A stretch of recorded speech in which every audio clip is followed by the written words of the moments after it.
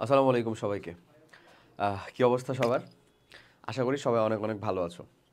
আম, আমি মোহাম্মদ আশিকুল ইসলাম, পড়াশোনা করছি ঢাকা ইউনিভার্সিটিতে। তো ভাইয়া, আমরা আসলে অনশর্ট ক্লাস নিয়ে, অনশর্ট হতো না, বলতে গেলে আসলে লাস্ট শর্ট ক্লাস নিয়ে হাজির হয়েছি তোমাদের সামনে, এবং যে চ্যাপ্টারটা নিয়ে আলোচনা করতে চলেছি সেটা হচ্ছে পর্যায় সারণী। এবং খুব সত্য কথা হচ্ছে, আমরা ধরো এই যে এই পর্যায়টাতে এসে এই মানে আমরা জেনে গেছি যে আমাদের, যদিও এসএসসিটা পিছাইছে, বাট পেছানো একটা ডেটে যেহেতু আমরা জেনে গেছি, সো এই পেছানো ডেটের পর্যায়টাতে এসে এখন বোরিং লাগার মতন কাজ শুরু হতে পারে। আমি খালি একটু কথা বলি, তারপরে হচ্ছে যে আমরা ক্লাসটা শুরু করব। আমরা এই ক্লাসের ভিতরে আজকে মেইনলি পর্যায় সারণীর ক এবং খ নাম্বার, মানে আমাদের জ্ঞানমূলক এবং অনুধাবনমূলক যত কোশ্চিন আসে, যা অলরেডি চলে আসছিল এবং যার পটেনশিয়ালিটি আছে আসার, সেটাকেই সলভ করতে চলেছি। তো আমি চ্যাপ্টারের আউটলাইনও দিব, জাস্ট একটু কথাবার্তা বলে শুরু করব, খালি একটু কাইন্ডলি শোনো যেটা বলতেছিলাম। তো ঘটনা হচ্ছে যে আম, আমাদের এই যে সময়টা, এই যে একটা হিউজ টাইমের একটা সময়টা, এই সময়টার ভিতরে কাইন্ড অফ বোরিং লাগা শুরু করতে পারে। দেখা যেতে পারে আর পড়তে মন বসতেছে না, এরকমও হতে পারে। তো তুমি যে কাজটা করবা ভাইয়া, হ্যাঁ, এটাতে খুব উপকার আসতে পারে। একটা প্রথম যে কাজটা, সেটা হচ্ছে তুমি যে তোমার রেগুলার পড়াশোনার যে স্ট্র্যাটেজিটা বা রেগুলার পড়াশোনার যে প্ল্যানটা, সেটাকে একটু পরিবর্তন করবা। কেমন পরিবর্তন করবা? যেমন ধরো তুমি একরকমভাবে পড়তা যে ভাই আমার আমার হচ্ছে যে আমি মোটামুটি নিজেকে চিন্তাভাবনা করি যে কাইন্ড অফ একটু মানে একটু হইলেও পরিশ্রম করলে যেহেতু আমি মোটামুটি ভালো পারি, দ্যাটস ওয়াই আমি কাইন্ড অফ একটু ভালো ছাত্রের ক্যাটাগরির ভিতরে ঢুকতে পারি। ওকে, ডান। মানে যেহেতু আমি পরিশ্রমের উপরে বিশ্বাসী, তাই। তো আমি যেহেতু পরিশ্রম করছি, আমি এটা কমপ্লিটও করে ফেলছি, পড়াও কমপ্লিট করে ফেলছি, বারবার ওই একই জিনিস কেন পড়বার, ভালো লাগে না ব্যাপারটা এরকম। এমন যদি চিন্তা আসে, সো ফার্স্ট অফ অল তোমাকে যে কাজটা হবে সেটা হচ্ছে, কেমিস্ট্রির জন্য আমি বলে দিচ্ছি, তুমি অন্যান্য সব সাবজেক্টে এটা অ্যাপ্লাই করবা। সেটা হলো এই যে তোমাকে আমাদের রসায়নের ভিতরে আলটিমেটলি পরীক্ষার মধ্যে 8টা সিকিউ থাকবে, 5টা সিকিউ এর উত্তর করতে হবে। সো আমরা 8টা সিকিউ এর জন্য আমাদের চ্যাপ্টার আছে কয়টা ভাই বলো তো? 12টা, তাই না? 12টা চ্যাপ্টারের ভিতরে প্রত্যেক চ্যাপ্টারে কি একটা করে সিকিউ পায়? পায় না, পায় না। তার ভিতরে 11 নাম্বার চ্যাপ্টার যেটা আমাদের, মানে আমি যেটা জৈব রসায়নের কথা বলতেছি, মানে আমাদের ওই যে মানে জীবাশ্ম যেটা, ওইটা প্লাস হচ্ছে 12, এই দুইটা থেকে ফিক্স তুমি 3 সেট কমন পাবা। কয় সেট কমন পাওয়া বলো? 3 set. Fixed 3 set CQ question, কিন্তু কমন। তো ওইটা যদি ওখান থেকে হয়ে যায়, দুই চ্যাপ্টার থেকে যদি ওটাই হয়ে যায়, তাহলে আর চ্যাপ্টার থাকে 10টা। 10টা চ্যাপ্টারে তুমি পাবা হচ্ছে কত? 5টা সিকিউ পাওয়া যাচ্ছে। তার ভিতরে 6+9 থেকে 6+9 থেকে একটা সিকিউ মাস্ট। আমি কেমিস্ট্রির জন্য কিন্তু ডিটেলতে বলে দিচ্ছি, একটা সিকিউ মাস্ট। দুইটাও থাকতে পারে আংশিক আকারে। তারপরে এরকমভাবে তুমি যদি মানে এই যে আমি ধরো তোমাকে যতটুকু ডিটেল করে দিচ্ছি, সম্পূর্ণটা করে দিব না, এটা তোমারই কাজ, তাহলেই দেখবা যে তুমি হচ্ছে আসলে পড়াশোনার ভিতরে একটু এঙ্গেজিং হতে পারছো, কাজ করতে পারছো। হ্যাঁ।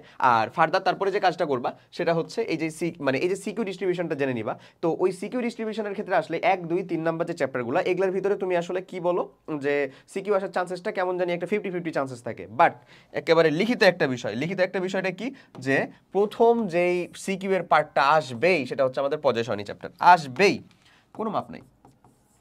সেই যে দেখো তুমি একটা মানে আইডেন্টিফাই করে ফেলতে পারলে যে ভাই এখান থেকে একটা সিকিউ আসবে এবং এটা আমি দিব, ঠিক আছে, আমার যেরকমভাবে উত্তর আসবে, যা কিছু আছে পড়ে ফেললে তো আমি দিতে পারবো না কেন? সো তুমি এরকমভাবে সিকিউ ডিস্ট্রিবিউশনগুলো যদি প্রত্যেকটা যে তোমার সায়েন্সের সাবজেক্টগুলো আছে এগুলোর ভিতরে করে ফেলতে পারো ভালো মতন ভাবে, ঠিক আছে। এটা কেমনে করবা? তোমার কাছে টেস্ট পেপার বা মানে মেড ইজি বা যাই থাকুক না কেন, সেখানে বোর্ডে অ্যানালাইসিস করো কোয়েশ্চেনগুলো, যে কখন কোনটা আসছে। দেখবা কিছু কিছু বোর্ডে, মানে কিছু সালে কিছু বোর্ডে যে কিছু চ্যাপ্টার থেকে সবসময় কোয়েশ্চেন আসছে, তাহলে ওটা তো অবশ্যই আমার একটা সি ওর সিকিউ টাইপের চ্যাপ্টার। সো এরকমভাবে আইডেন্টিফাই করে পড়া শুরু করবো আমরা, ঠিক আছে। এই স্ট্র্যাটেজিগুলো মেনটেন করলে দেখা যাবে ভাই তুমি যথেষ্ট কি করতে পারতেছো, মানে বোরিং ফিল হবে না তোমার পড়াশোনার প্রতি, বা একঘেয়েমিতা লাগবে না, এটাকে কাটায় উঠাতে পারবা। ওকে, আচ্ছা, ঠিক আছে। সো চলো তাহলে আমরা চ্যাপ্টার ওয়াইজ একটু কথাবার্তা বলি। এই যে ধরো পর্যায় সারণী, আমরা এখন পড়বো হচ্ছে পর্যায় সারণী যতগুলা ক এবং খ নাম্বার কোয়েশ্চেন আছে সব, ক এবং খ পর্যায় সারণীর। আচ্ছা, সো এখানে পর্যায় সারণীর টোটাল চ্যাপ্টারটাকে আউটলাইন করলে কি দাঁড়ায়? পর্যায় সারণীর টোটাল চ্যাপ্টারটা আউটলাইন করলে দাঁড়াবে, প্রথমটা হচ্ছে আমাদের পর্যায় সারণীর ইতিহাস, পর্যায়, হ্যাঁ, পর্যায় সারণীর ইতিহাস।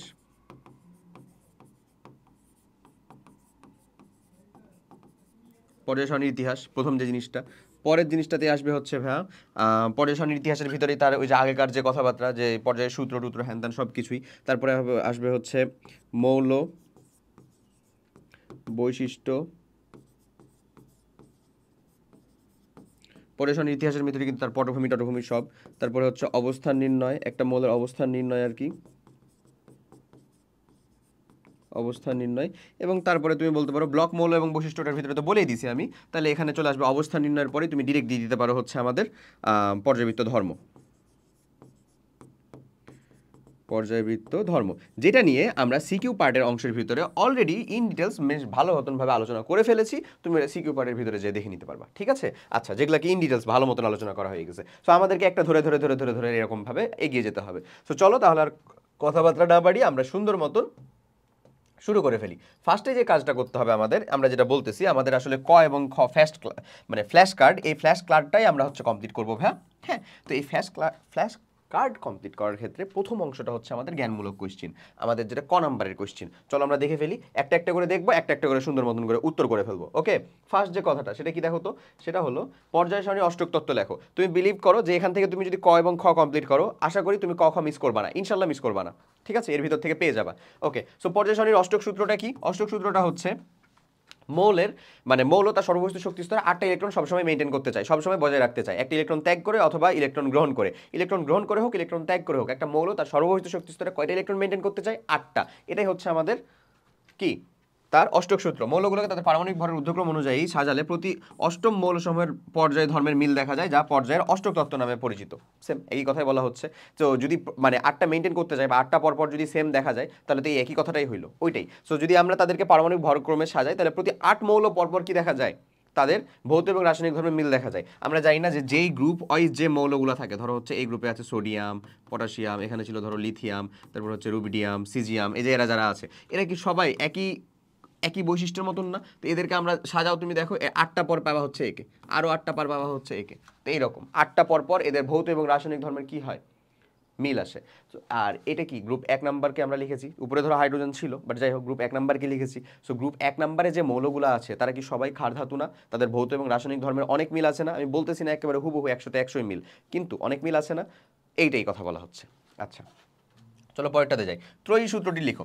ত্রয়ী সূত্রটা হচ্ছে যে পর্যায় সারণীর কিছু কি মানে কিছু 3টা মৌলের ভিতরে দেখা যায়, মানে কিছু কিছু, সব সময় না, পর্যায় সারণীর প্রতি 3টা মৌলের ভিতরে দেখা যায় যে তাদের প্রথম এবং দ্বিতীয়, মানে এটা গ্রুপ ওয়াইজ হতে পারে, পর্যায় ওয়াইজ হতে পারে, গ্রুপ ওয়াইজ হতে পারে, পর্যায় ওয়াইজ হতে পারে, প্রথম এবং তৃতীয় মৌলের আণবিক ভরের গড় হয় হচ্ছে মধ্যের মৌলের আণবিক ভর। ওকে, সো এটাই হচ্ছে তার ত্রয়ী সূত্র। দেখো আমি তোমাকে দেখাই, রাসায়নিকভাবে সদৃশ প্রতি 3টি মৌল শ্রেণীর মাঝের মৌলটির পারমাণবিক ভর মোটামুটিভাবে অপর 2টি মৌলের পারমাণবিক ভরের গড় মানের সমান হয়। এটি ডোবে রাইনার দিয়ে গেছিলেন আমাদের এই ফর্মুলাটা, সেটা তার ত্রয়ী সূত্র। আমি দেখাই মৌলগুলা, একটা হচ্ছে ভাই লিথিয়াম, সোডিয়াম এবং আমাদের হচ্ছে পটাশিয়াম। সো পটাশিয়াম হয় হচ্ছে ভাই 39, হ্যাঁ, লিথিয়াম হয় হচ্ছে কত বলো তো, 7। সো তুমি যদি এটা করো তাহলে এটা কত হয়, দুইটার যোগ করলে 46, 46-এর গড় কত হবে রে ভাই? 23 না? সো সোডিয়ামের ভরটা আসলে কত আমরা জানি না, তার 23 পারমাণবিক ভর কিন্তু, নট পারমাণবিক সংখ্যা। আচ্ছা, ঠিক একই রকমভাবে আরেকটা পাওয়া যায়, সেটা হচ্ছে ভাইয়া আমাদের নাইট্রোজেন, তারপরে হচ্ছে আমাদের অক্সিজেন, তারপরে হচ্ছে আমাদের ফ্লোরিন, নাইট্রোজেন, অক্সিজেন, ফ্লোরিন। এটার ভরটা কত আমাদের বলো তো? ফ্লোরিনের ভরটা এবং এটার ভরটা, সো এটার ভরটা হচ্ছে আমাদের 14, এর ভরটা হচ্ছে আমাদের 18। সো এই দুইটাকে গড় করো, তুমি কত পাবা? 16 পাবা, যেটা হচ্ছে এর ভর। ঠিক আছে, এটা কিন্তু দেখো পর্যায় ওয়াইজ। তো তোমার যদি এই কোশ্চিনটাই ভাই, এই যে ত্রয়ী সূত্র যেটা আসছে, এই কোশ্চিনটাই যদি ডিরেক্ট চলে আসতো হচ্ছে কাইন্ড অফ, তুমি চিন্তা করো ইয়াতি কি বলবো আমরা, ডিরেক্ট এই ফর্মুলাটা চলে আসছে, ধরে নাও যে খ নাম্বার কোশ্চিনে, মানে অনুধাবন কোশ্চিনে। সো অনুধাবন কোশ্চিনে হয়ে গেলে আমরা খালি এই যে উদাহরণগুলোকে অ্যাড করে দিব, এই কথাগুলোর সাথে উদাহরণগুলোকে অ্যাড করে দিব, তাহলেই হয়ে গেল। সেটা হচ্ছে পর্যায় ওয়াইজ, হ্যাঁ, আর এটা হচ্ছে group wise, group wise. So এমন। আচ্ছা, চলো পরেরটাতে যাই। পর্যায় সারণী কাকে বলে? আচ্ছা, পর্যায় সারণী কাকে বলে বলো? এই যে একটা এ পর্যন্ত আবিষ্কৃত মৌলগুলোকে তার ভৌত এবং রাসায়নিক ধর্মে সুসজ্জিত করে যে সাজানোর পর যে ছক ব্যবহার করা হয়, সেটাই হচ্ছে আমাদের পর্যায় সারণী। বাস শেষ। ওকে, সংশোধিত মেন্ডেলিফের পর্যায় সূত্রটি লিখো। সংশোধিত কেন বলা হচ্ছে বলো তো? কারণ মেন্ডেলিফ প্রথমে সেই মানে মৌলগুলোকে যেভাবে সাজিয়েছিলেন সেটা হচ্ছে কিসের উপর ভিত্তি করে? পারমাণবিক ভরের উপর ভিত্তি করে। কিন্তু পরে দেখা গেল যেটা আসলে পারমাণবিক ভর না, পারমাণবিক সংখ্যার উপর ভিত্তি করলে তাদের ভৌত এবং রাসায়নিক ধর্মগুলো পর্যায়ক্রমে আবর্তিত হচ্ছে। তো সংশোধিতটা হচ্ছে এটাই, যে সংশোধিতটা বলো বা পর্যায় সূত্রটা বলো, একই কথা। মৌলসমূহের ভৌত এবং রাসায়নিক ধর্মগুলি তাদের পারমাণবিক সংখ্যা, নট ভর, ওকে, সংখ্যা অনুযায়ী পর্যায়ক্রমে আবর্তিত হয়, এইটাই। ওকে, চলো নিউল্যান্ডের অষ্টক সূত্রটি বিবৃত করো। অলরেডি আমরা করে ফেলছি। সো মৌলসমূহকে তাদের পারমাণবিক ভরের ক্রম অনুযায়ী সাজালে দেখা যায় প্রতি 8টা মৌল পরপর কি আসে, সেটা শুরু করে অষ্টম মৌলে ভৌত এবং রাসায়নিক ধর্মের পুনরাবৃত্তি ঘটে, পর্যায়ক্রমে ধর্মগুলো আবর্তিত হয়। কয়টা পরপর? 8টা পরপর। আচ্ছা, ল্যান্থানাইট সারির মৌল কাকে বলে? আচ্ছা, ল্যান্থানাইট মৌল কাকে বলে? ওই যে দেখো আমাদের পর্যায় সারণীতে যাদেরকে আমরা অবস্থান দিতে পারিনি, এফ ব্লক মৌল আমার, এফ ব্লক, হ্যাঁ, ল্যান্থানাইট থেকে শুরু করে লুটেশিয়াম পর্যন্ত যে মৌলগুলা তাদেরকেই বলি আমরা কি আসলে ল্যান্থানাইট মৌল, যাদেরকে আমরা পর্যায় সারণীতে অবস্থিত ল্যান্থানাম থেকে লুটেশিয়াম পর্যন্ত এফ ব্লক মৌলগুলোকে ল্যান্থানাইট সারির মৌল বলে। শেষ। ওকে, পর্যায় সারণীতে নিকেলের অবস্থান কোন পর্যায়ে?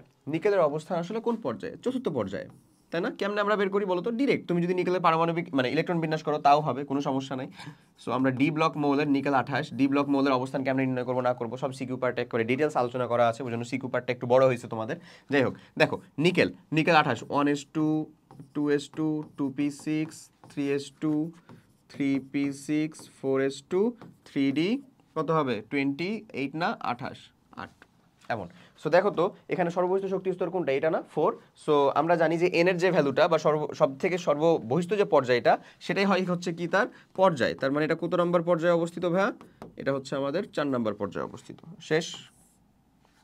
ওকে, দেখি আমরা নিকেলের অবস্থান চতুর্থ পর্যায়ে 4 নম্বর পর্যায়ে। এটা দরকারও নাই। তড়িৎ ঋণাত্মকতা কাকে বলে? তড়িৎ ঋণাত্মকতা কাকে বলে? তড়িৎ ঋণাত্মকতা হচ্ছে কোনো একটা মৌলের বৈশিষ্ট্য যা প্রকট হয় হচ্ছে কোথায় যে বলতো? যৌগে। হ্যাঁ, তড়িৎ ঋণাত্মকতার বিষয়টা হচ্ছে সমযোজী বন্ধনে শেয়ারকৃত, ধরো HCl একটা যৌগ, এটা কিন্তু আয়নিক যৌগের মতন কাজ করে, বাট যদিও এটা আয়নিক না, এটা কিন্তু একটা সমযোজী যৌগ। আচ্ছা, সো এই যে HCl একটা যৌগ, এই HCl যৌগটা, এই যে HCl হাইড্রোক্লোরিক অ্যাসিড, এই HCl যৌগটা সমযোজীর মতন সমযোজী হওয়ার সত্ত্বেও আয়নিকের মতন কাজ করে, কারণ তড়িৎ ঋণাত্মকতার পার্থক্য। তড়িৎ ঋণাত্মকতার পার্থক্য এত বেশি যে ক্লোরিনটা ইলেকট্রন টেনে নেয়। বুঝছো? আমি এটা দেখাচ্ছি ভালো করে। দেখো তড়িৎ ঋণাত্মকতা কাকে বলে? আমরা কাকে বলবো তড়িৎ ঋণাত্মকতা? তড়িৎ ঋণাত্মকতা হচ্ছে যে সমযোজী বন্ধনে শেয়ারকৃত দুটি ইলেকট্রন কোনো একটা মৌল কর্তৃক নিজের দিকে টেনে নেওয়ার যে প্রবণতা সেটাকেই বলি আমরা তড়িৎ ঋণাত্মকতা। ঠিক আছে? এই যে ধরো HCl, এটা নর্মালি হচ্ছে এরকমভাবে হওয়া উচিত, এবং এই ইলেকট্রন দুইটা, হ্যাঁ, এই যে দুইটা যে ইলেকট্রন আছে ভাইয়া, এই ধরে নাও হচ্ছে যে দুইটা যে ইলেকট্রন আছে, একটা হচ্ছে এখানে দিলাম, একটা হচ্ছে এখানে দিলাম, এই দুইটা কিন্তু এখানে থাকা উচিত। এখানেই থাকা উচিত না? এখানেই থাকা উচিত, যেহেতু তারা সমানভাবে কন্ট্রিবিউট করছে। বাট এরকমটা থাকে না, থাকে হচ্ছে আসলে কীরকম বলো তো? এই যে H থাকে হচ্ছে ভাই এইরকমভাবে, এদিকে নিয়ে নেয় সেই ইলেকট্রন দুইটা ইলেকট্রনকে কোন দিকে নিয়ে নেয়? ওই দিকে নিয়ে নেয়। দ্যাটস ওয়াই ইলেকট্রনগুলো এখানে আসলে পজিটিভ চার্জ থাকে, এবং এখানে সবগুলাই হচ্ছে কি চার্জ চলে যায় বলো ভাই? নেগেটিভ চার্জ চলে যায়। বুঝছো? সো এজন্যই ঘটনাটা ঘটে হচ্ছে এই যে ক্লোরিন এবং H, এ আমার ডেল প্লাস আংশিক ধনাত্মক হয়ে যায়, এ আমার কি হয়ে যায়? আংশিক ঋণাত্মক হয়ে যায়। এমন ঘটনা ঘটে, ইলেকট্রনের মেঘ সে পুরোটাই নিয়ে নিয়েছে। ঠিক আছে? এই ঘটনা ঘটে। ওকে, সো আশা করি বোঝা গেছে তড়িৎ ঋণাত্মকতা কাকে বলে। তো কোনো একটা ইলেকট্রন মানে শেয়ারকৃত, সমযোজী বন্ধনে শেয়ারকৃত একজোড়া ইলেকট্রন কোনো একটা মৌল কর্তৃক নিজের দিকে টেনে নেওয়ার যে প্রবণতা, মানে ইলেকট্রন টেনে নেওয়ার যে প্রবণতা, সেটাকে আমরা বলি আসলে তড়িৎ ঋণাত্মকতা। ওকে, সমযোজী বন্ধন দ্বারা যুক্ত শেয়ারকৃত ইলেকট্রন জোড়কে কোনো পরমাণু নিজের দিকে আকর্ষণ করার ক্ষমতা বা টেনে নেওয়ার ক্ষমতাকে তড়িৎ ঋণাত্মকতা বলে বা ইলেকট্রন নেগেটিভিটি বলে। আচ্ছা, ইলেকট্রন আসক্তি কি? ইলেকট্রন আসক্তিটা হচ্ছে আমাদের আয়নীকরণ শক্তির কাইন্ড অফ বিপরীত। এটাকে আমরা একেবারে বইয়ের ভাষায় ভালো করে লিখবো, কারণ তুমি যদি লিখো যে ভাই কোনো একটা মৌলের সর্ববহিষ্ঠ শক্তি স্তরে একটা ইলেকট্রন যুক্ত হতে যে পরিমাণ শক্তি বের হয় সেটাকে ইলেকট্রন আসক্তি বলে। এটা বোঝানোর জন্য ঠিক আছে, বাট এটা 1 নাম্বার বা ক নাম্বারের সংজ্ঞার জন্য টিচার ডিপেন্ডেন্ট হয়ে যায় যে উনি তোমাকে মার্কটা দিবে কিনা। কেন? কারণ একেবারে ক নাম্বার কোশ্চেনের জন্য তো মার্ক 1, সো এখানে মার্ক কাটারও কোনো অপশন নেই, এক্সট্রা মার্ক দেওয়ারও অপশন নেই। যদি টিচারের মনে হয় যে না এই সংখ্যাটা অ্যাপ্রোপ্রিয়েট লাগতেছে না, তাহলে উনি ফুল মার্ক দিবে না। তো সংখ্যাটা অ্যাপ্রোপ্রিয়েট দেওয়ার জন্য যেটা বলতে হয় সেটা হচ্ছে যে গ্যাসীয় অবস্থায়, দেখো গ্যাসীয় অবস্থার জন্য ধরো একটা ক্লোরিন নিলাম আমরা, ক্লোরিন তো আমার অণু আকারে থাকে, তাহলে এটাকে পরমাণু করার জন্য এটার সামনে কত দিয়ে দিব আমরা? হাফ। তাহলে একটা ক্লোরিন পরমাণু বোঝাচ্ছে এখানে। এই যে গ্যাসীয় অবস্থায় তার ভৌত অবস্থায় গ্যাস দিয়ে দিলাম। গ্যাসীয় অবস্থায় কোনো মৌলের সর্ববহিষ্ঠ শক্তি স্তরে একটি করে 1 মোল ইলেকট্রন যুক্ত করে, একটি করে 1 মোল ইলেকট্রন আমি যুক্ত করলাম, হ্যাঁ, একটি করে 1 মোল ইলেকট্রন যুক্ত করে তাকে একক ঋণাত্মক আয়নে পরিণত করতে যে পরিমাণ শক্তি নির্গত হয়, একক ঋণাত্মক আয়নে পরিণত হয়েছে না? দেখো ঋণাত্মক আয়নে পরিণত হতে যে পরিমাণ শক্তি নির্গত হয় সেটাকে আমরা কি বলতেছি? তার তড়িৎ ঋণাত্মকতা বলতেছি। সো এখানে ডেল এইচ এর ভ্যালুটা আসলে কেমন হয় ভাইয়া? যেহেতু শক্তি নির্গত হচ্ছে মানে হচ্ছে মাইনাস, বা এটা তাপ উৎপাদী বিক্রিয়া হয়, এই ঘটনাটা এটাই বলা হচ্ছে। দেখো গ্যাসীয় অবস্থায় কোনো মৌলের 1 মোল পরমাণুর প্রতিটি বিচ্ছিন্ন পরমাণু সর্ববহিষ্ঠ শক্তি স্তরে অসীম দূরত্ব থেকে একটি করে 1 মোল ইলেকট্রন সংযোগ করতে বা 1 মোল ইলেকট্রন যুক্ত হতে দিয়ে 1 মোল ঋণাত্মক আয়নে পরিণত করতে যে পরিমাণ শক্তি বিমুক্ত হয় বা শক্তি নির্গত হয় তাকেই বলা হচ্ছে ইলেকট্রন আসক্তি, ইলেকট্রন অ্যাফিনিটি এটা। আর ইলেকট্রন নেগেটিভিটি যেটা সেটা ছিল তড়িৎ ঋণাত্মকতা। ওকে, এরপরে হ্যালোজেন কাকে বলে? আচ্ছা, হ্যালোজেন হচ্ছে গ্রুপ 17 মৌল মেইনলি, বাট হ্যালোজেনের যদি প্রিসাইজ সংজ্ঞা বলি তাহলে হ্যালোজেন হচ্ছে আসলে সামুদ্রিক লবণ উৎপন্নকারী। তো সামুদ্রিক লবণ উৎপন্নকারী যে মৌলগুলো তাদেরকে আমরা হ্যালোজেন বলবো। হ্যাঁ, সো সামুদ্রিক লবণের ভিতরে কিন্তু এই যে ফ্লোরিন যেটা ভাইয়া, এ কিন্তু নাই, ও বাদে সবাই আছে। ক্লোরিন আছে, ব্রোমিন আছে, আয়োডিন আছে, এই তিনজনকে আমরা হ্যালোজেন বলবো। কিন্তু একে আমরা 17 নম্বর গ্রুপেরই মৌল বলি, এ তো 17 নম্বর গ্রুপেরই মৌল, বাট ইট স্টিল এটা কিন্তু হ্যালোজেন না। এটা একটু জেনে রেখো, এই ইনফরমেশনগুলো জরুরি। দেখো, গ্রুপ 17তে অবস্থিত মৌল fluorine, chlorine, bromine, iodine, astatine, এই 5টি মৌলকে একত্রে হ্যালোজেন বলে। এখানে ডিরেক্ট এরকমভাবে বলে দিচ্ছে, বাট তুমি একটু প্রিসাইজলি জেনে রাখবা। এটা কিন্তু আমি তোমাকে বলে দিচ্ছি, এটা তোমাকে এখনো এরকমভাবে পড়ানো হবে না, এটা হচ্ছে এইচএসসিতে ইনশাল্লাহ ঠিক মতন পড়ানো হবে বা বোঝানো হবে। হ্যাঁ, হ্যালোজেন মানে হচ্ছে সামুদ্রিক লবণ উৎপন্নকারী। তো এই যে যেই আছে না ভাইয়া, এই যে যেই ফ্লোরিন আছে, যে একে সমুদ্রের কোনো লবণের ভিতরে পাওয়া যায় না, সত্য। সো এদেরকে পাওয়া যায় কাকে? ক্লোরিন, ব্রোমিন, আয়োডিন, এদেরকে পাওয়া যায়। সো তাদেরকে আমরা ঠিকই হ্যালোজেন বলবো। ঠিক আছে না? ওকে। তো তুমি এখন এই পর্যায়ে থেকে কোশ্চিন আসতে পারে, ভাই তাহলে কি আমি যদি এটা লিখি তাহলে ভুল হয়ে যাবে? তোমার এই পর্যায়ে মানে এই বয়সের জন্য এটা খুব বেশি ভুল না, এটা চলবে। ঠিক আছে, ওকে। আচ্ছা, আসো এরপরে বলতেছে মুদ্রা ধাতু কাকে বলে। মুদ্রা ধাতু হচ্ছে মাত্র 3জন। কপার ছিল না ভাইয়া, কপার, ও হচ্ছে মুদ্রা ধাতুর শুরু, কপার। তারপরে তারই একই গ্রুপে তার নিচেই আছে হচ্ছে ভাই সিলভার, তার নিচে আছে হচ্ছে ভাই অ্যারাম। ওকে, সো এই যে কপার, কপার হচ্ছে আসলে কত বলো তো? 29। সিলভার যেটা সেটা হচ্ছে 47। অ্যারাম যেটা সেটা হচ্ছে 32, যদি যোগ করো 47-এর সাথে কত হয় রে? 70 আর 70, 40 আর 30 হচ্ছে 70, 79 এমন। এই তিনটা মৌলই হচ্ছে আসলে কি ভাইয়া? মুদ্রা ধাতু। হ্যাঁ, এরা কিন্তু নিচে নিচে থাকে। এটা কোন নাম্বার গ্রুপ? এটা হচ্ছে ভাই আমাদের 11 নম্বর গ্রুপ, 11 নম্বর গ্রুপ। ওকে, সেই তিনটাকেই বলা হয় যে সমস্ত ধাতু চকচকে উজ্জ্বল, ঐতিহাসিকভাবে যেসব ধাতু দ্বারা মুদ্রা তৈরি করে ক্রয় বিক্রয় করা হতো। কারণ ঐতিহাসিকভাবে বা প্রাচীনকালে এগুলো দিয়েই মুদ্রা তৈরি করা হতো এবং ক্রয় বিক্রয় করা হতো। অন্যান্য প্রয়োজনে বিনিময় মাধ্যম হিসেবে ব্যবহার করা হয়, তাদেরকে মুদ্রা ধাতু বলা হয়। গ্রুপ 11 এর 4টি মুদ্রা ধাতু দেখো, সিলভার, কপার, সিলভার, অ্যারাম, এই যে যেটা আমরা কথা অলরেডি বলে ফেলছি। তো আমরা এদের এই কয়টা লিখলেও আমাদের মোট দেয় না, বাস শেষ। বোঝা গেছে না? ওকে, পরেরটা দেখি। অবস্থান্তর মৌল কাকে বলে? ডি ব্লক মৌলেরই একটা বৈশিষ্ট্য হচ্ছে অবস্থান্তর মৌল। সো আমরা এটা বলবো হচ্ছে ডি ব্লক মৌলের, যে সকল ডি ব্লক মৌলের স্থিতিশীল আয়ন, এই কথাটা মাস্ট, এই কথাটা থাকাই লাগবে।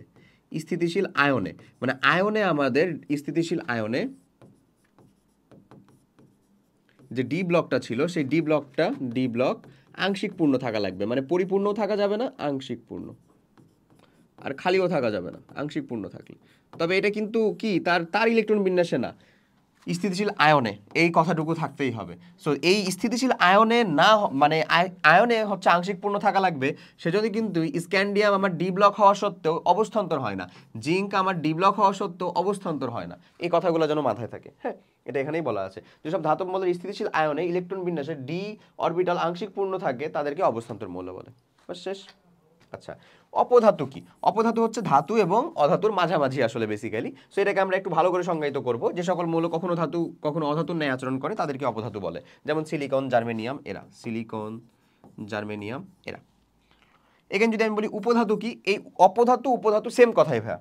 ওকে, দেখো, যেসব পদার্থের পরিবহন ব্যান্ড এবং যোজন ব্যান্ডের মাঝে সামান্য উপরিপাতন ঘটে এবং যাদের তাপ এবং বিদ্যুৎ পরিবাহিতা ধাতু অপেক্ষা কম, তাদেরকে উপধাতু বলে। একই কথাই বলছে। এখন তোমার কাছে আসতে পারে যে ভাই পরিবহন ব্যান্ড নতুন করে কি, যোজন ব্যান্ড নতুন করে কি? আচ্ছা, তুমি খালি এতটুকু জেনে রাখো যে আমরা যখন এই যে কপার ওয়্যার বা তার, অ্যালুমিনিয়ামের তার, ফয়েল পেপার এগুলো ব্যবহার করি, এত বিদ্যুৎ পরিবহন করতে পারে না। এই বিদ্যুৎ পরিবহনটা হয় কিভাবে? মুক্ত ইলেকট্রন দ্বারা। তো ওই সকল মৌল, কপার, অ্যালুমিনিয়াম, এগুলো তো ধাতু, তাদের একটা এক্সট্রা ব্যান্ড থাকে, যে ব্যান্ডটা হচ্ছে কি পরিবহনের জন্য, যেখানে মানে যে ইলেকট্রনগুলো পরিবহন করবে ওই ইলেকট্রনগুলো ওই পরিবহন ব্যান্ডের ভিতরে থাকে। আর যারা দেখা যায় পরিবহনে অংশগ্রহণ করতে পারে না, কার্বন কি পরিবহন করবে না, কারণ এর পরিবহনের ব্যান্ডে কোনো ইলেকট্রন থাকে না। ঠিক আছে, যোজন ব্যান্ড সব মৌলের ভিতরেই থাকে। যোজন ব্যান্ড সব মৌলের ভিতরে থাকে বলতে কি বোঝায় ভাই? যোজন ব্যান্ড মানে হচ্ছে সর্ববহিষ্ঠ শক্তি স্তর যেটা, সেটাকেই যোজন ব্যান্ড বলতেছে। বা সর্ববহিষ্ঠ শক্তি স্তরকে যে ব্যান্ডটা ফর্ম করছে সেটাকে আমরা কি বলতেছি? যোজন ব্যান্ড বলতেছি। তো এখানে বলতেছে যোজন এবং পরিবহন ব্যান্ডটা কাছাকাছি থাকে, কিন্তু মানে ধাতুর ক্ষেত্রে যেমন হচ্ছে কপার, অ্যালুমিনিয়াম, তাদের ক্ষেত্রে একেবারে লেগে থাকে, কোনো পার্থক্য থাকে না। কিন্তু এই যেটা উপধাতুর ক্ষেত্রে পরিবহন ব্যান্ড এবং যোজন ব্যান্ডের মাঝে সামান্য উপরিপাতন ঘটে। মানে সামান্য উপরিপাতন মানে সামান্য ফাঁকা থাকে। ঠিক আছে, মানে কিছুটা বাহ্যিক কোনো প্রভাব অ্যাপ্লাই করলে, সাপোজ টেম্পারেচার বাড়াই দিলে বা আদার্স কোনো প্রভাব অ্যাপ্লাই করলেই সেটা কি করে? পরিবহন করতে পারে, এমন। এটাকেই বলা হচ্ছে। সো তাদেরকেই আমরা উপধাতু বলতেছি, এমন। ঠিক আছে, চলো পরেরটা। মৃৎক্ষার ধাতু কাকে বলে? গ্রুপ 2 এর মৌল সমূহকে মৃৎক্ষার ধাতু বলা হয় যারা পানির সাথে বিক্রিয়া করে ক্ষার উৎপন্ন করে এবং যাদেরকে মাটিতে পাওয়া যায়। দিস মৃৎ ইজ বেসিক্যালি মাটি। ওকে, অ্যালকালি মেটাল, তার মানে বোঝাচ্ছে যে মাটিতে পাওয়া যায় এবং পানির সাথে বিক্রিয়া করে ক্ষার তৈরি করবে, এই দুটো বৈশিষ্ট্য লিখলেই হয়েছে। গ্রুপ 2 উপস্থিত বেরিলিয়াম থেকে শুরু করে রেডিয়াম পর্যন্ত মৌলসমূহকে মৃৎক্ষার ধাতু বলে। এবং বৈশিষ্ট্য আমি বলে দিলাম, মৌলগুলা কে কে বলো তো ভাই? Beryllium, magnesium, calcium, biryani, Mughlai, kebab, সরিয়ে বাটিতে রাখো, এই যে মৌলগুলা, beryllium, magnesium, calcium, strontium, barium, radium. আচ্ছা, পরে বলতেছে নিষ্ক্রিয় গ্যাস কাকে বলে? নিষ্ক্রিয় গ্যাস আসলে কে বলতো? গ্রুপ 18 মৌলগুলো। গ্রুপ 18 মৌলগুলো যারা কারোর সাথে বন্ধন তৈরি করে না তাদেরকে নিষ্ক্রিয় গ্যাস বলে। রাসায়নিক বন্ধন গঠন বা রাসায়নিক বিক্রিয়া নিষ্ক্রিয় থাকে, এদেরকে নিষ্ক্রিয় গ্যাস বলে। লেড অক্সাইডের প্রকৃতি কি রূপ?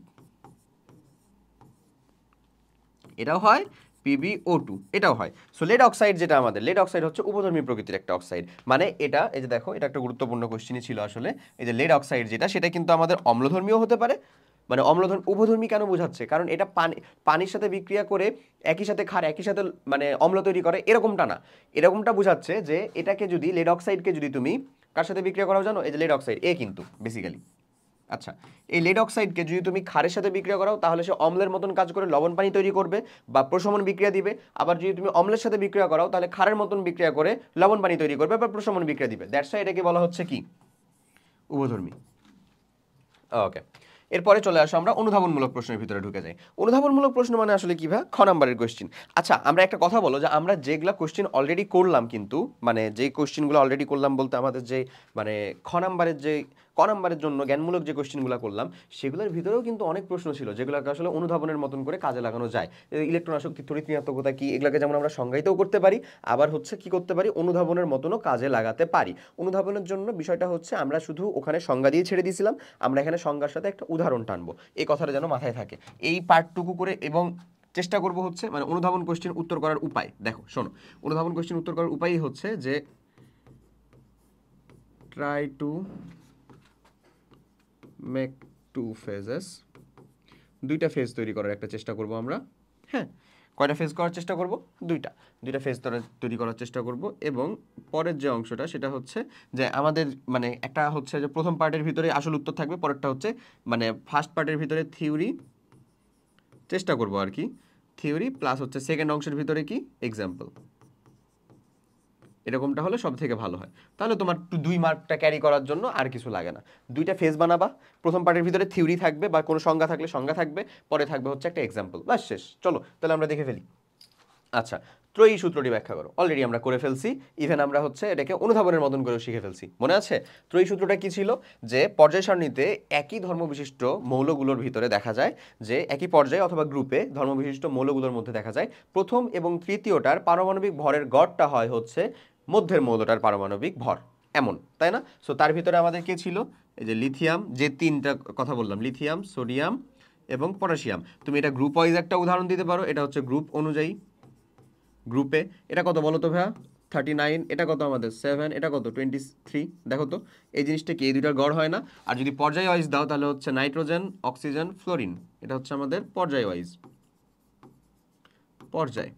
নাইট্রোজেন, অক্সিজেন, ফ্লোরিন, এটা হচ্ছে 14, এটা হচ্ছে আমাদের 18, এটা আমাদের কত 32। ঠিক আছে, পারা যায় না? এই চলো আমরা দেখে ফেলি।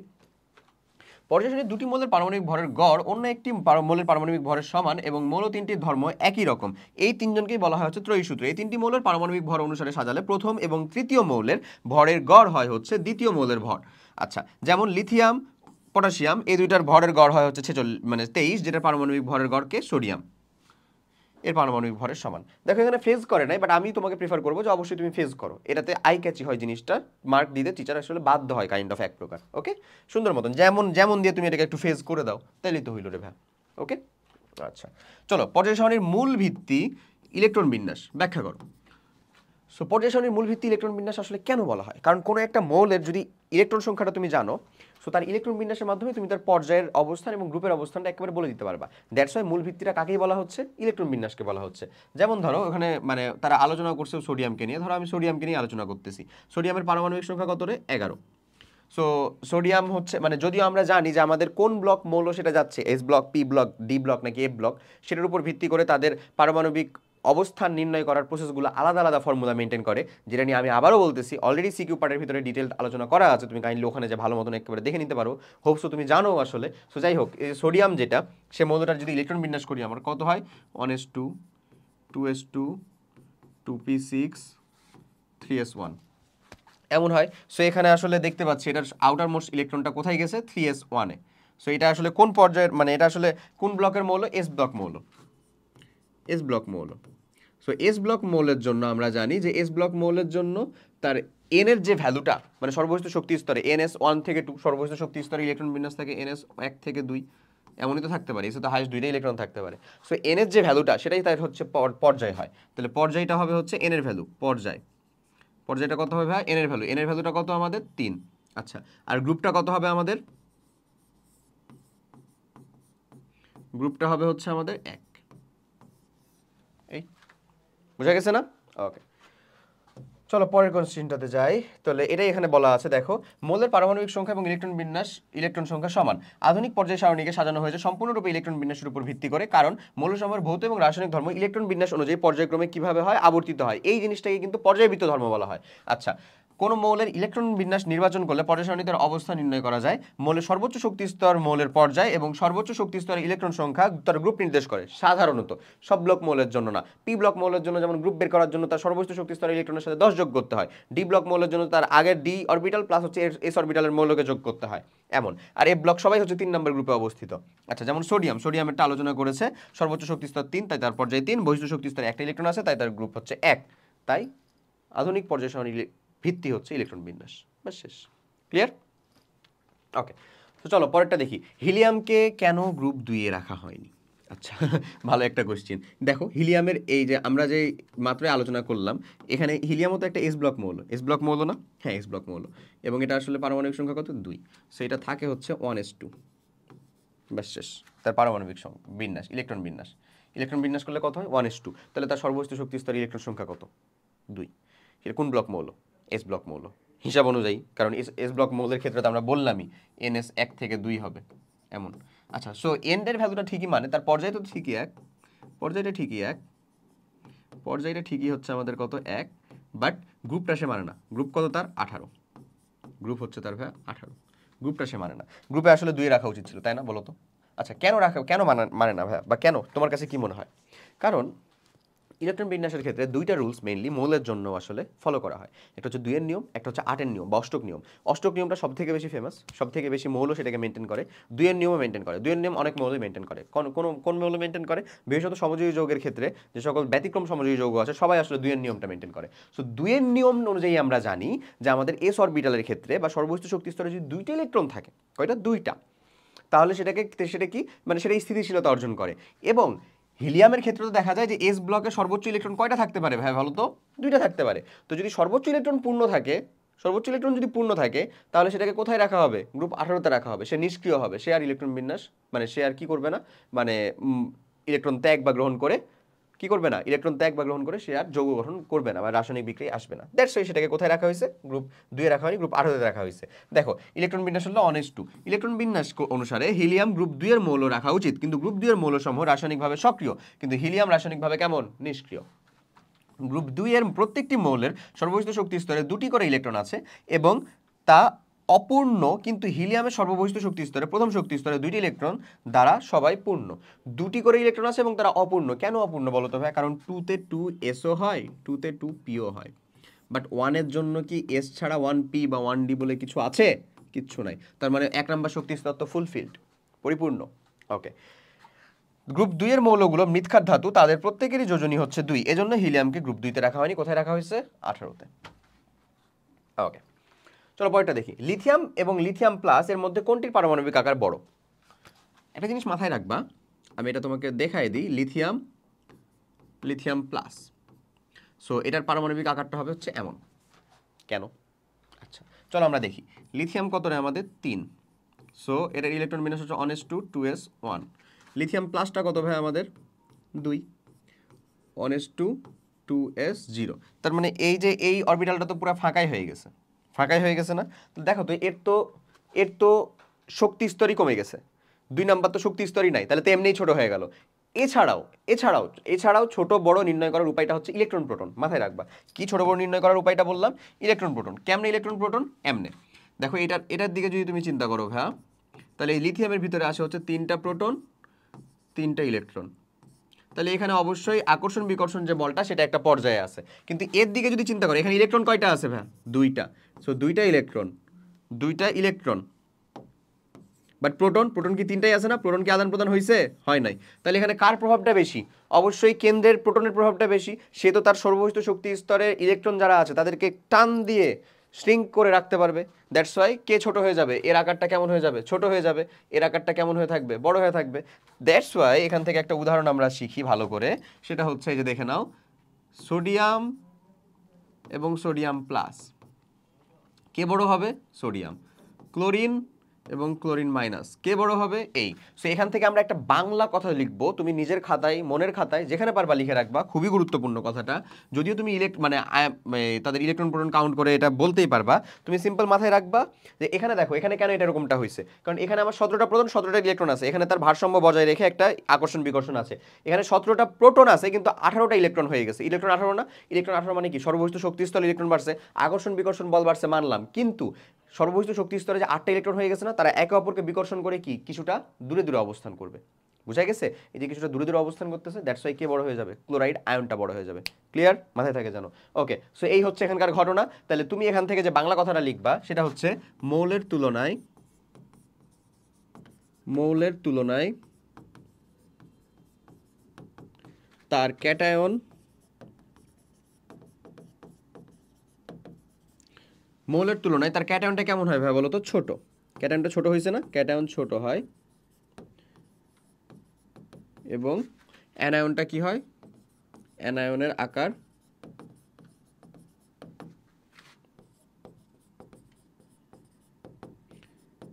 বড় হয়।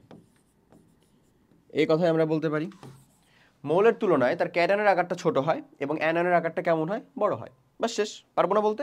অবশ্যই পারবো। সো এটাই কিন্তু এখানে ছিল, ঠিক আছে? এটা কিন্তু অনেক কাজে লাগবে ভাইয়া। এবং আমি যে তোমাকে ব্যাখ্যাটা দিলাম, এই ব্যাখ্যাটা তোমার এখানে দেওয়া আছে, একটু দেখো। লিথিয়ামের পারমাণবিক সংখ্যা 3, ইলেকট্রন বিন্যাস হচ্ছে 1:2s1।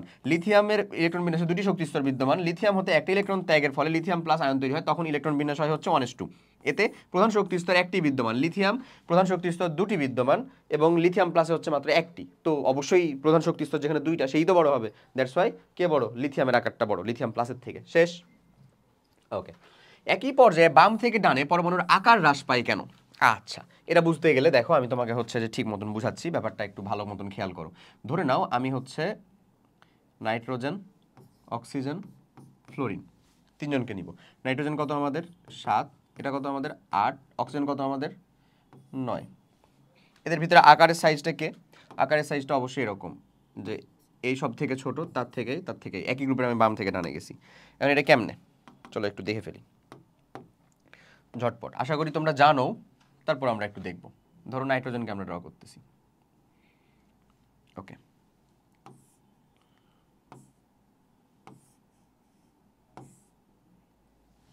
ওকে, তারপরে অক্সিজেনকে আমরা ড্র করব।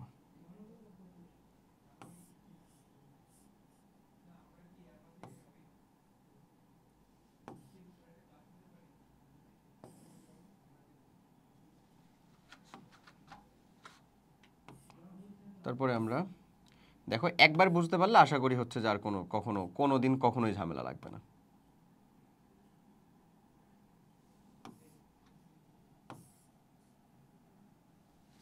ওকে, রান। এমন। আচ্ছা, সো আমরা একটু এদেরকে লিখে ফেলি ভাই। এটা আমরা ড্র করছি হচ্ছে নাইট্রোজেন। এটা হচ্ছে আমাদের, দেখো দিনটাকে দেখে ছোট লাগতে পারে বা বড় লাগতে পারে, বা এটাকে সব থেকে বড় লাগতে পারে, হট এভার যাই লাগুক না কেন, আমরা থিওরি দিয়ে বুঝবো এটাকে। এটা হচ্ছে আমাদের ফ্লোরিন। দেখো এর ইলেকট্রন কয়টা হচ্ছে আসলে বলো তো? এখানে 2টা, মানে যেহেতু 7টা, তাহলে পরের গ্রুপে কয়টা? 5টা। এখানে কয়টা বলো তো? এখানে 2টা প্রথম শক্তি স্তরে, তারপরে এখানে কয়টা আসলে তার? 6টা। এর কয়টা? এখানে 2টা, সর্ববহিষ্ঠ শক্তি স্তরে হচ্ছে 7টা। তাহলে বলো ভাইয়া, যেরকম ভাবে তার ইলেকট্রন সংখ্যা সেরকম ভাবে তার প্রপোর্শনালি তার নিউক্লিয়াসের ভিতরে প্রোটন সংখ্যা বাড়ছে না? এখানে যেমন 7টা প্রোটন 7টা ইলেকট্রন, 7টা প্রোটন 7টা ইলেকট্রন। এখানে কি 8টা প্রোটন 8টা ইলেকট্রন। এখানে কি 9টা প্রোটন 9টা ইলেকট্রন। 9টা প্রোটন 9টা ইলেকট্রন। তাহলে তুমি বলো যে আমি যখন বাম থেকে ডানে যাচ্ছি একটা পর্যায়ে, নতুন করে কি কোনো আমার পর্যায় যুক্ত হচ্ছে? দেখো তো, নতুন করে কি কোনো শক্তি স্তর যুক্ত হচ্ছে বা নতুন করে কি কোনো পর্যায় যুক্ত হয়েছে? মানে এর যেমন হচ্ছে দুইটা পর্যায়, এই যে এটা প্রথম পর্যায়, এটা হচ্ছে দ্বিতীয় পর্যায়, এটা হচ্ছে আমাদের প্রথম পর্যায়, এটা হচ্ছে আমাদের দ্বিতীয় পর্যায়, এটা হচ্ছে প্রথম পর্যায়, এটা হচ্ছে আমার দ্বিতীয় পর্যায়। বলো তো নতুন করে কি কোনো পর্যায় যুক্ত হয়েছে? নতুন করে কি কোনো পর্যায় যুক্ত হয়েছে? এখানেও নতুন করে কি কোনো পর্যায় যুক্ত হয়েছে? না, পর্যায় যুক্ত হয়নি। পর্যায় যুক্ত হয়নি, অথচ যত ঘর আমরা বাম থেকে ডানে যাচ্ছি তত করে আমাদের ইলেকট্রন সংখ্যা এবং প্রোটন সংখ্যা বাড়তে আছে। তো ইলেকট্রন সংখ্যা এবং প্রোটন সংখ্যা যদি বাড়তে থাকে তাহলে কুলম্বের বল অনুযায়ী কি নিউক্লিয়াস থেকে সর্ববস্তু শক্তি স্তরের উপর আকর্ষণ বলটা বেড়ে যাবে না? বেড়ে যাবে। বেড়ে গেলে সে সর্ববস্তু শক্তি স্তরকে কি করে রাখবে? সংকুচিত করে রাখবে বা শ্রিঙ্ক করে রাখবে। ক্লিয়ার? সো দ্যাটস ওয়াই একই পর্যায়ের বাম থেকে ডানে গেলে পরমাণুর আকার হ্রাস পায়। কেন? কারণ পর্যায়ক্রমে বাম থেকে ডানে গেলে নতুন করে কোনো শক্তি স্তর বা নতুন করে কোনো আকার, মানে নতুন করে কোনো শক্তি স্তর বা নতুন করে কোনো পর্যায় যুক্ত হয় না, কিন্তু তাদের ইলেকট্রন বা প্রোটন সংখ্যাটা বাড়তে আছে। সো সে আকর্ষণ বলটা বেড়ে যায় এবং কি হয়ে যায়? আকারটা ছোট হয়ে যায়। পরমাণুর ইলেকট্রন বিন্যাসে যখন ইলেকট্রন সংখ্যা বৃদ্ধি পায় কিন্তু শক্তি স্তর একই পর্যায়ে বাম থেকে ডান দিকে পরমাণুতে আকার হ্রাস পায়। আচ্ছা, একই পর্যায়ে বাম থেকে ডানে গেলে শক্তি স্তরের সংখ্যা একই থাকে, কিন্তু সর্ববস্তু শক্তি স্তরে একটি করে ইলেকট্রন কি পায়? বৃদ্ধি পায়। নিউক্লিয়াসে একটি করে প্রোটন যুক্ত হয়, ফলে ইলেকট্রনগুলো ধনাত্মক এবং নিউক্লিয়াসকে আরও বেশি আকর্ষণ করে এবং সংকুচিত হয়, পরমাণুর আকার হ্রাস পায়। যা বললাম তাই। ঠিক আছে? ওকে, চলো পরের কোশ্চেন দেখি। ক্লোরিনের তড়িৎ ঋণাত্মকতা ব্রোমিন অপেক্ষা বেশি কেন? আচ্ছা, তড়িৎ ঋণাত্মকতা ব্রোমিন অপেক্ষা বেশি কেন? ওকে, সো ক্লোরিনের তড়িৎ ঋণাত্মকতার যে কাহিনীটা, ঘটনাটা হচ্ছে, দেখো তড়িৎ ঋণাত্মকতার ঘটনাটা আমি বললামই কিন্তু যে আমাদের তড়িৎ ঋণাত্মকতার বিষয়টাই আসবে কিভাবে? তড়িৎ ঋণাত্মকতার বিষয়টাই আসবে হচ্ছে, ওকে দেখে নাও।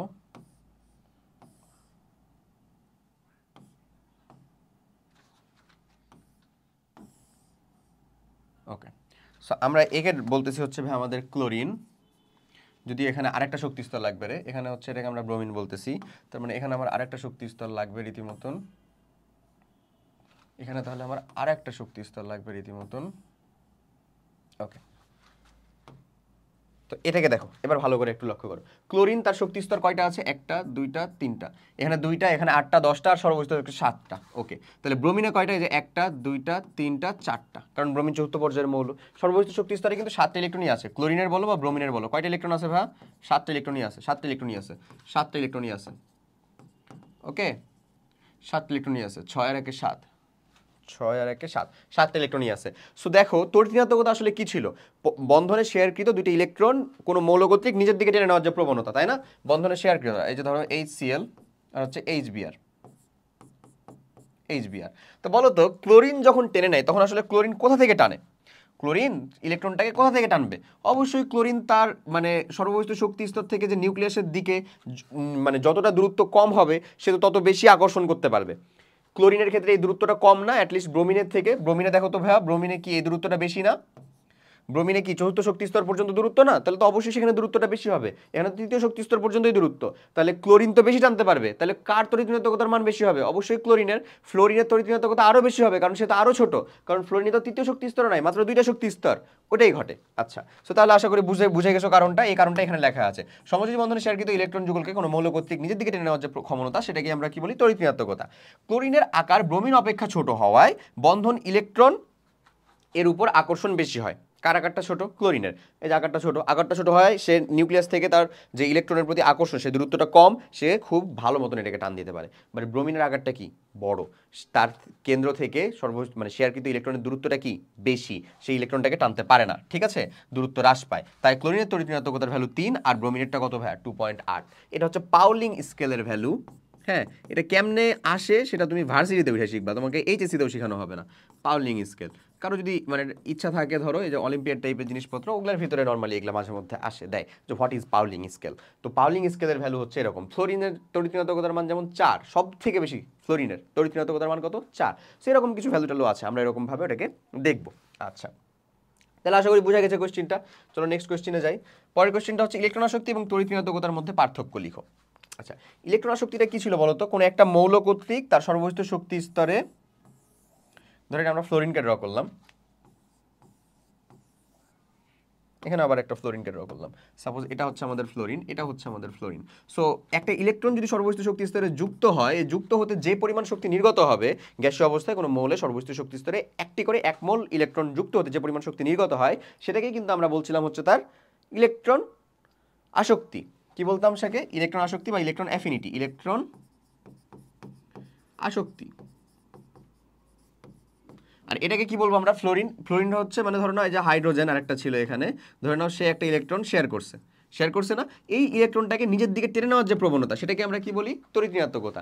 সো দুইটা তো সংঘাত দিকে বাই ডিফল্টই হচ্ছে তারা আলাদা। একটা হচ্ছে সমযোজী যোগে কোনো একটা ইলেকট্রন টেনে নেওয়ার যে প্রবণতা সেইটা, আর যেটা হচ্ছে আমাদের মানে তার সর্বস্থিত শক্তি স্তরে একটি করে 1 মোল ইলেকট্রন যুক্ত হওয়ার যে ঘটনা সেইটা। সো তারা তো সংঘাত দিক থেকে আলাদা ভাইয়া, তাহলে তো বুঝাই যাচ্ছে। ওকে, এই কথা এখানে বলা আছে ইলেকট্রন আসক্তি তড়িৎ ঋণাত্মকতার মাধ্যমে পার্থক্য। কোনো মৌলের বিচ্ছিন্ন 1 মোল পরমাণুর প্রতিটি বহিস্থ শক্তি স্তরে একটি করে 1 মোল ইলেকট্রন যুক্ত হতে, যেটা এই যে সংজ্ঞা দেওয়া আছে ভাইয়া, বুঝছো? আর এখানেও দেখো তড়িৎ ঋণাত্মকতার সংজ্ঞা কি? কোনো অণুতে উপস্থিত দুটি পরমাণুর মধ্যে শেয়ারকৃত ইলেকট্রন যুগলকে কোনো পরমাণু কর্তৃক নিজের দিকে টেনে নেওয়ার যে প্রবণতা, সেটাকে আমরা বলি কি? নিজের দিকে টেনে নেওয়ার যে প্রবণতা, সেটাকেই বলা হয় তড়িৎ ঋণাত্মকতা। ক্লিয়ার? ওকে, তো চলো পরেরটাতে যাই। আয়নীকরণ শক্তি বলতে কি বুঝো? এই যে গুড একটা কোয়েশ্চেন। এটা হচ্ছে ইলেকট্রন আসক্তির এক্সাক্ট বিপরীত। ইলেকট্রন আসক্তির বিপরীত বলতে আমরা এটাকে লিখবো যে কোনো একটা মৌলের গ্যাসীয় অবস্থায় কোনো মৌলের সর্বস্থিত শক্তি স্তর থেকে একটি করে 1 মোল পরিমাণ ইলেকট্রন ত্যাগ করতে বা 1 মোল পরিমাণ ইলেকট্রন বিচ্ছিন্ন করতে যে পরিমাণ শক্তির প্রয়োজন হয়, এবং একটি করে 1 মোল পরিমাণ ইলেকট্রন বিচ্ছিন্ন করে তাকে কিসে পরিণত করা হয় ভাই বলো তো? কিসে পরিণত করা হয়? গ্যাসে। গ্যাসের মানে গ্যাসীয় অবস্থায়ই থাকে এবং সেটাকে একক ধনাত্মক আয়নে পরিণত করা হয়। ধনাত্মক আয়নে পরিণত করতে যে পরিমাণ শক্তির প্রয়োজন হয় সেটাকে আমরা বলি কত? ডেল এইচ সমান হচ্ছে, এখানে কি শক্তি দিতে হচ্ছে তোমাকে, সো শক্তি যদি দিতে হয় তার মানে বিক্রিয়াটা তাপ হারি না তাপ উৎপাদী? অবশ্যই তাপ হারি মানে হচ্ছে ডেল এইচ এর ভ্যালুটা পজিটিভ ভ্যালু থাকবে। এমন এটাকেই বলতেছি আমরা আয়নীকরণ শক্তি। আয়নীকরণ শক্তি মানে আয়নে পরিণত করতে যে পরিমাণ শক্তি তোমাকে দিতে হবে, তোমাকে দিতে হচ্ছে কিন্তু শক্তিটা, ঠিক আছে? দেখো এখানে এটাই দেওয়া আছে, পরমাণু কর্তৃক তড়িৎচুম্বকীয় তরঙ্গ শোষিত হলে যোজ্যতা ইলেকট্রন শক্তি স্তর থেকে ইলেকট্রন স্থানান্তরিত হয়। হ্যাঁ, তো এই যে গ্যাসীয় অবস্থায় কোনো মৌলের 1 মোল বিচ্ছিন্ন পরমাণু থেকে একটি করে 1 মোল ইলেকট্রন সরিয়ে গ্যাসীয় বিচ্ছিন্ন 1 মোল ধনাত্মক আয়নে পরিণত করতে যে পরিমাণ শক্তির প্রয়োজন হয় কি হয় বলো? প্রয়োজন হয়। হ্যাঁ, প্রয়োজন হয় মানে কি? শক্তি কি তুমি দিচ্ছ নাকি শক্তি তোমাকে দিচ্ছে বলো তো? শক্তি তুমি দিচ্ছ, তাকেই বলবো আমরা কি? এমন। সো এখানে দেখো কয়েকটা উদাহরণ দেওয়া আছে। একটা হচ্ছে সোডিয়াম থেকে, দেখো আমি কিন্তু সোডিয়াম মাইনাস ইলেকট্রন দিছিলাম, বিষয়টা এমন করছিলাম আমি, সোডিয়াম মাইনাস ইলেকট্রন দিয়ে আমি বলছিলাম সোডিয়াম প্লাস। ওনারা যেটা করছে সেটা হচ্ছে সোডিয়াম দিয়ে অ্যারো দিয়ে বলতেছে সোডিয়াম প্লাস হচ্ছে ইলেকট্রন। একই কথাই কি না? একই জিনিস। আমরা বরঞ্চ এটাকেই বেশি প্রিফার করি লেখার ক্ষেত্রে, হ্যাঁ, যেন আমার কোনো ভুল যাওয়ার না হয়। মাইনাস মানে এখান থেকে ইলেকট্রনটা যাচ্ছে, বোঝা যাচ্ছে, আর প্লাস মানে এখানে এসে ইলেকট্রনটা যুক্ত হইতেছিল, এমন। ওকে, আচ্ছা, রুবিডিয়াম একটা ক্ষার ধাতু, এটা ব্যাখ্যা করতে হবে কেমনে? পানির সাথে বিক্রিয়া করা বা ক্ষার তৈরি হবে। রুবিডিয়াম এর সাথে হচ্ছে পানি বিক্রিয়া করাও,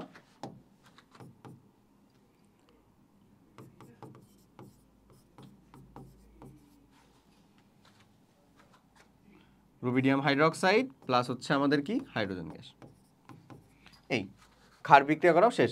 রুবিডিয়াম প্লাস হচ্ছে পানি, রুবিডিয়াম হাইড্রোক্সাইড প্লাস হচ্ছে হাইড্রোজেন গ্যাস, বাস শেষ। এটা একটা রুবিডিয়াম কিন্তু আমাদের তীব্র ক্ষার রুবিডিয়াস হাইড্রোক্সাইড তৈরি করে। এই রুবিডিয়ামটা কিন্তু আমাদের 1 নম্বর গ্রুপেরই মৌল।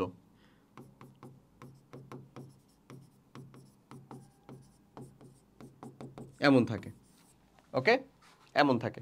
আচ্ছা, চলো পরের দিকে যাই। পটাশিয়ামকে ক্ষার ধাতু বলা হয় কেন? সেম, পটাশিয়ামকে তুমি ক্ষার সাথে বিক্রিয়া করাবা, পানির সাথে বিক্রিয়া করাবা, H2O পানির সাথে বিক্রিয়া করাবা, কি তৈরি হবে বলো তো ভাই? পটাশিয়াম হাইড্রোক্সাইড তৈরি হবে। এটার সাথে 2 দিয়ে দাও, তাহলেই তৈরি হয়ে যাচ্ছে এটা, তাহলে এটা 2 তৈরি হয়ে যাচ্ছে, প্লাস হচ্ছে হাইড্রোজেন গ্যাস, বাস শেষ। দেখো পটাশিয়াম পর্যায়ে 1 গ্রুপে অবস্থিত, 1 নম্বর গ্রুপে অবস্থিত, পানির সাথে বিক্রিয়া করে হাইড্রোজেন গ্যাস এবং পটাশিয়াম হাইড্রোক্সাইড ক্ষার দ্রবণ তৈরি করে। পটাশিয়াম আয়নিক যৌগ তৈরি করে। পানির সাথে বিক্রিয়া করলে এটা যে বিক্রিয়াটা হয় সেটা হচ্ছে এখানে দেওয়া আছে, দেখো এই যে এটা যেটা তৈরি হয়েছে সেটা কি আসলে একটা ক্ষার না? সেটা কি আসলে একটা ক্ষার? পটাশিয়াম হাইড্রোক্সাইড ক্ষার। সো সুতরাং পটাশিয়াম ক্ষার দ্রবণ তৈরি করে বলে একে ক্ষার ধাতু বলা হয়। এটা হচ্ছে অ্যালকালি মেটাল। ওকে, জিঙ্ককে অবস্থান্তর মৌল বলা হয় না কেন? অবস্থান্তর মৌলের সংজ্ঞাটা কি দিলাম? একটু আগেই পড়ছিলাম আমরা যে ডি ব্লক মৌল বা যে সকল মৌলের স্থিতিশীল আয়নে ডি অরবিটালটা আংশিক পূর্ণ থাকতে হবে, পরিপূর্ণ থাকা যাবে না, অর্ধপূর্ণ থাকা যাবে না। তো জিঙ্কের যদি ইলেকট্রন বিন্যাসটা তুমি যদি করো, জিঙ্ক হচ্ছে 30, জিঙ্কের পিওর ইলেকট্রন বিন্যাস করতেছি আমরা 1s2 2s2 2p6 3s2 3p6 4s2 3d10 এমনটা হয় হচ্ছে জিঙ্কের ইলেকট্রন বিন্যাস 30 হয়ে গেছে। দেখো তো জিঙ্কের স্থিতিশীল ইলেকট্রন বিন্যাসটা আসলে কত বলো তো, zinc 2+, which means 28, which is actually এতদূর পর্যন্ত একেবারে সেম টু সেমই থাকবে। কতদূর পর্যন্ত রে, এই যে এতদূর পর্যন্ত একেবারে সেম টু সেমই থাকবে। হ্যাঁ, এতদূর পর্যন্ত আর কি সেম টু সেমই থাকবে। দেখো এতদূর পর্যন্ত সেম টু সেমই থাকবে, এখান থেকে দুইটা ইলেকট্রন চলে যাবে আসলে, মানে এটা ফাঁকা হয়ে যাবে। তাহলে থাকতেছে কি এরকম, মানে আমি বললাম হচ্ছে আমাদের থাকতেছে হচ্ছে এতদূর পর্যন্ত সেম টু সেম, ওটা বসে গেল। তারপরে হয়ে যাবে 3d10 আর 4s কত হয়ে যাবে বলো তো, 0। সেটা দেখো তো ভাইয়া 3d10 হয়ে গেছে না? তো ডি অরবিটালটা কি আংশিক পূর্ণ থাকা লাগবে না? এটা তো পরিপূর্ণ। ডি অরবিটাল পরিপূর্ণ থাকলে কি হবে? হবে না। সো ডি অরবিটালটাকে আংশিক পূর্ণ থাকা লাগবে, মানে 1 থেকে 9 পর্যন্ত যে কোনো ইলেকট্রন থাকতে পারে, শূন্যও থাকা যাবে না, পরিপূর্ণও থাকা যাবে না। সো দ্যাটস ওয়াই জিঙ্কটা আমার কি ডি অরবিটাল মৌল হওয়া সত্ত্বেও অবস্থান্তর মৌল হয় না। এই যে দেখো জিঙ্ক 2+ এর ইলেকট্রন বিন্যাসে দেখো তারা কি করছে, জেরেন মানে 3d10 করে রাখছে। 3d10 করে রাখছে না? 3d10 করে রাখছে। ওকে, সো 3d10 মানে কি বুঝতেই পারতেছি, 3d10 মানে হচ্ছে সেটা ডি অরবিটালটা পরিপূর্ণ আছে, তার মানে সেটা আমাদের কি হবে না, একটা অবস্থান্তর মৌল হবে না। ওকে, ক্যালসিয়ামকে মৃৎ খাদ ধাতু বলা হয় কেন? মৃৎ মানেই হচ্ছে কি বলছিলাম, মাটি, একে মাটিতে পাওয়া যায় ক্যালসিয়ামকে। এবং ক্ষার ধাতু বলা হয় কেন? কারণ ক্যালসিয়ামের সাথে তুমি যদি পানির বিক্রিয়া করাও, বিক্রিয়াই হচ্ছে এটাই, ক্যালসিয়ামের সাথে পানির বিক্রিয়া করাবা, বা যেটাকে ক্ষার বা মৃৎ খাদ ধাতু বলতে, তাহলে কি তৈরি হবে, ক্যালসিয়াম হাইড্রোক্সাইড তৈরি হবে, প্লাস হচ্ছে পানি তৈরি হবে, হাইড্রোজেন গ্যাস তৈরি হবে, সরি। এমন সো এমন যদি আমাদের একটা কেমিক্যাল রিয়াকশনটা হয়, সো এখানে হচ্ছে আমাদের অলরেডি এটা 2H2O 4, এটা হচ্ছে 2, ব্যাস তাহলে হয়ে গেছে। ঠিক আছে, এমন একটা বিক্রিয়া হবে। তো দেখো এখানে বিক্রিয়াটা দেওয়াও নাই, বাট তুমি চাইলে যে ক্যালসিয়াম হাইড্রোক্সাইড তৈরি হয় এখানে লেখা আছে, আমি বিক্রিয়াটা তো তোমাকে দেখালামই। ক্যালসিয়ামকে মাটিতেও পাওয়া যায় এবং পানির সাথে বিক্রিয়া করে সে ক্ষার তৈরি করে, তাই সেটাকে মৃৎ খাদ ধাতু বলা হয়। আচ্ছা, ব্রোমিনকে হ্যালোজেন বলা হয় কেন? ব্রোমিনকে হ্যালোজেন বলার কারণ হচ্ছে কারণ ব্রোমিন আমার সামুদ্রিক লবণ উৎপন্নকারীর একজন। হ্যালোজেন শব্দ হচ্ছে সামুদ্রিক লবণ উৎপাদনকারী। হ্যালোজেন, হ্যালোস এবং জেন এই দুটি দিয়ে তৈরি। হ্যালোজেন মানে হচ্ছে সামুদ্রিক লবণ উৎপাদক, ব্রোমিন একটা সামুদ্রিক লবণ উৎপাদক। KBr, potassium bromide, sodium bromide বিভিন্ন লবণের উৎপাদনে ব্রোমিন থাকতে পারে, তাই ব্রোমিনকে হ্যালোজেন বলা হয়। বাস শেষ। হ্যালোজেন বলার একটাই কারণ হচ্ছে সেটা সামুদ্রিক লবণ উৎপন্নকারী। ওকে, আচ্ছা, ক্লোরিনকে হ্যালোজেন মৌল বলা হয় কেন? সেম, খালি উদাহরণটা তোমাকে টানতে হবে। Sodium chloride, potassium chloride. দেখো সোডিয়াম ক্লোরাইড, ম্যাগনেসিয়াম ক্লোরাইডও থাকে, পটাশিয়াম ক্লোরাইড, অ্যালুমিনিয়াম ক্লোরাইডও থাকে, কেসিএলও থাকে, কার্নালাইট, পটাশিয়াম ক্লোরাইড। হ্যালোজেন শব্দের অর্থ হচ্ছে সামুদ্রিক লবণ উৎপন্নকারী, বিক্রিয়া করে তৈরি করে তাদেরকে বলা হয়। সো ক্লোরিনকে এজন্য হ্যালোজেন মৌল বলা হয়, কারণ এই যে লবণগুলো আছে সেগুলো সমুদ্রে পাওয়া যায়, দ্যাটস ওয়াই। ওকে, ফেরামকে অবস্থান্তর ধাতু বলা হয় কেন? কারণ ফেরামের স্থিতিশীল ইলেকট্রন বিন্যাসে ডি অরবিটালটা আংশিক পূর্ণ থাকে। দেখো তো ফেরাম কত আমাদের, 26। এটা যদি ইলেকট্রন বিন্যাস করি 1s2 2s2 2p6 3s2 3p6 4s2 20 হলো, তারপরে 3d হচ্ছে 6, এমন থাকে ভাই। ওকে, সো ফেরামের সুস্থিতিশীল ইলেকট্রন বিন্যাস হচ্ছে আসলে Fe3+, Fe2+ও হয়, Fe2+ মানে হচ্ছে 24, এই 24 মানে হচ্ছে ভাই এই যে এ পর্যন্ত একেবারে এক্সাক্ট ঠিক থাকবে, এখান থেকে দুইটা ইলেকট্রন চলে যাবে, তাহলে এখানটুকু নেমে গেল মনে করো, হ্যাঁ, তারপরে 4s 0 হয়ে গেল এবং 3d কত হয়ে গেল, 6ই থাকলো, এমন হতে পারে। আর Fe যখন হচ্ছে আমাদের 3+, মানে হচ্ছে কত আমাদের 23, তখন এখান থেকে এতদূর পর্যন্ত ঠিক আছে ভাই, এটুকু নেমে গেল, তারপরে এই যে 4sটা 0 এবং 3টা কত বলো তো 5, এটা কিন্তু বেশি স্থিতিশীল। 3টা 5, 3d যেটা 5 এটা হচ্ছে বেশি স্থিতিশীল। ঠিক আছে, বেশি স্থিতিশীল। কারণ কোশ্চেন আসতে পারে ভাইয়া কেন বেশি স্থিতিশীল? কারণটা হচ্ছে ভাইয়া 3d5-এ দেখো ডি অরবিটালটা কেমন আছে, অর্ধপূর্ণ আছে। তো অর্ধপূর্ণ এবং পরিপূর্ণ অরবিটালগুলো বেশি স্থিতিশীল হয়, বাট অর্ধপূর্ণ পরিপূর্ণ মানে অর্ধপূর্ণ নিয়ে আমার কোনো সমস্যা নাই। আমার কথা হচ্ছে একটা থেকে 9টা যে কোনো ইলেকট্রন থাকুক না কেন, তাহলে আমরা অবস্থান্তর মৌল বলবো। আমার কথা হচ্ছে পরিপূর্ণ থাকা যাবে না, মানে 3d10 থাকা যাবে না, বাট d10 থাকা যাবে না, এবং 0 থাকা যাবে না, মানে d0 থাকা যাবে না। বাট এখানে দেখো এটাতেও আছে, এইটাতেও আছে, এই যে স্থিতিশীল ইলেকট্রন বিন্যাসে, কারণ এখানে 4s কত করে হয়ে গেছে, 0 করে হয়ে গেছে না, এটা 4s কত রে, এটা 4s 0, এমন। সো তাহলে আমরা ইজিলি বলতে পারছি যে এটা আমাদের একটা অবস্থান্তর মৌল, কারণ তার স্থিতিশীল আয়নিক ইলেকট্রন বিন্যাসে দেখো 3+, কে তারা বেশি স্থিতিশীল ধরছে, একটাই দেওয়া আছে, দেখো 3d5 পর্যন্ত, এবং 4sটা কত হয়ে আছে, 0 হয়ে আছে। সো ডি অরবিটালে যেহেতু আংশিক পূর্ণ ইলেকট্রন আছে, তাই এটাকে আমরা কি বলবো, অবস্থান্তর মৌল বলবো, বাস শেষ। আচ্ছা, আর্গনকে নিষ্ক্রিয় গ্যাস বলা হয় কেন? কারণ তার সর্বোচ্চ শক্তি স্তরে 8টা ইলেকট্রন ফিল আপ থাকে। 18 1s2 2p6 3s2 3p6 দেখো সর্ববস্তু শক্তি স্তরটা কি ইলেকট্রন দ্বারা 8টা ইলেকট্রন ফিল আপ, মানে ইলেকট্রন ত্যাগও করতে চায় না, ইলেকট্রন গ্রহণও করতে চায় না, দ্যাটস ওয়াই তাকে নিষ্ক্রিয় গ্যাস বলা হয়। দেখা যায় সর্বশেষ কক্ষপথে 8টি ইলেকট্রন বিদ্যমান, যেটা হচ্ছে অষ্টকপূর্ণ, মানে অষ্টক রীতির মানছে সব থেকে বেশি স্থিতিশীল, সেই ইলেকট্রন ত্যাগও করতে চায় না, সেই ইলেকট্রন গ্রহণও করতে চায় না, তাই আর্গনকে আমরা কি বলি? নিষ্ক্রিয় বলি। আর্গনকে আমরা হচ্ছে সেজন্য কি বলি ভাই? নিষ্ক্রিয় বলি। ওকে, সো আশা করি বুঝা গেছে। এগুলো জিনিস সহজ, এগুলো ব্যাখ্যা করার মতন, এগুলো তোমরা পারো। হিলিয়াম নিষ্ক্রিয় গ্যাস ব্যাখ্যা করো, এটাও পারবো আমরা। হিলিয়াম আসলে কি? 1s2। সো তার যেহেতু সর্ববস্তু শক্তি স্তর ওয়ানই শুধুমাত্র এবং দুইটা ইলেকট্রন দ্বারাই পূর্ণ আছে, সেজন্য সে আসলে ইলেকট্রন গ্রহণ বা ত্যাগ করতে চায় না, এবং পরিপূর্ণ থাকার জন্যই, মানে সে রাসায়নিকভাবে নিষ্ক্রিয় হওয়ার জন্য তাকে গ্রুপ 18তে রাখা হয়েছে। ওকে, এই কথাটাই এখানে বলা হয়েছে, এবং সে আসলে কোনো ইলেকট্রন আদান প্রদান বা গ্রহণের মাধ্যমে কোনো যৌগ গঠন করে না। ওকে, সো এই পার্টটুকুই পর্যন্ত, এই যে দেখো হিলিয়ামের আর মানে হিলিয়ামকে আমাদের নিষ্ক্রিয় গ্যাস বলা হয় কেন, এই পার্টটুকুই ছিল হচ্ছে আসলে আমাদের টোটাল ইনকন্টেন্টের ভিতরে, যা আমাদের একই সাথে ক এবং খ নাম্বারের যে ম্যাথগুলো সেগুলোকে কাভার করে ফেলতেছে। ম্যাথগুলো তো না, যে থিওরি কোয়েশ্চেনগুলোকে, সেগুলোকে কাভার করে ফেলতেছে।